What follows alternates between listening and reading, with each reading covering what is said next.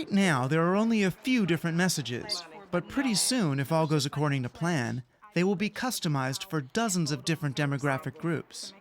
If you want to get up to 51% of the vote, you probably have to assemble a coalition of 20 or 30 or 50 demographic groups. So as a modern candidate, you will want to have a strategy for how to communicate with each one of those demographic groups.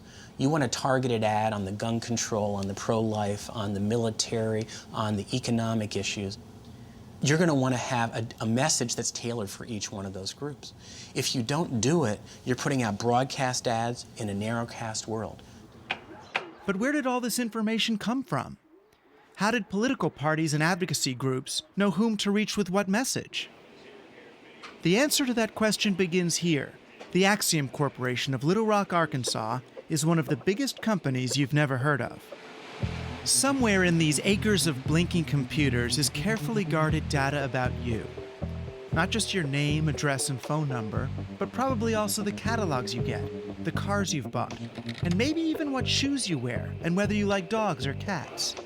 Axiom's information is culled from census data and tax records, those product surveys you answered, and customer records supplied by corporations and credit card companies that are Axiom clients. Axiom sifts all this data to produce lists of target consumers for their clients.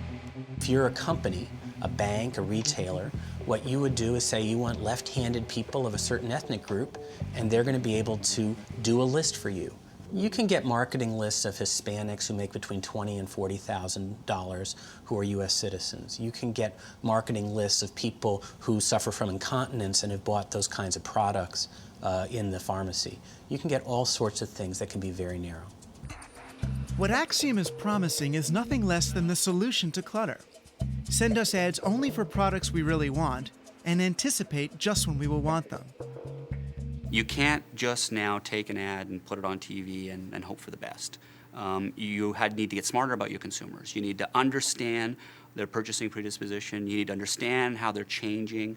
You need to understand more about them, and that's technology. Of course, the prospect of finding the right audience at the right time is irresistible to politicians as well. I'd like to welcome everybody to the grand opening of the new headquarters of the Democratic Party of the United States of America. In recent years, both parties have bought data from Axiom and companies like it. The Republicans didn't talk about how they used it, but the Democrats did. But if I want to sit at my desk, pull up on the screen the state of Ohio, and say who in Ohio says that education is going to be the #1 issue they're going to vote on, 6 seconds later, 1.2 million names will pop up.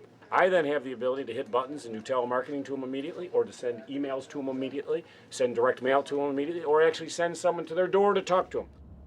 This sort of voter profiling, which both parties use to chase down swing voters in the general election, incorporates behaviors we don't normally associate with voting, like whether you have caller ID, a sedan or a hatchback, or more than one pet. The thing about narrowcasting is that it gives politicians a chance to say things to some people they might not want others to hear.